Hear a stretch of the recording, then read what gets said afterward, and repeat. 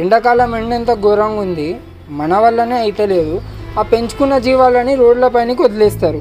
రోడ్లపైనకి వదిలేస్తే అవి చూడండి బురదల పడి ఎండకున్న వేడికి తట్టుకోలేక బురదల పడి బొర్లుతున్నాయి అవి. ఇంకొకటి అటు చూడండి, అది ఆ గోడ మీద ఉన్న చెట్టు నీడ కోసం వెతుకుతుంది. దాని పక్కకే ఒక కుక్క. ఒక జీవాన్ని మనం పెంచుతున్నప్పుడు, దాంతో మనం సంపాదిస్తున్నప్పుడు దానికి తల్లి తండ్రి కర్త కర్మ క్రియ అని మీరే అవుతారు కదా.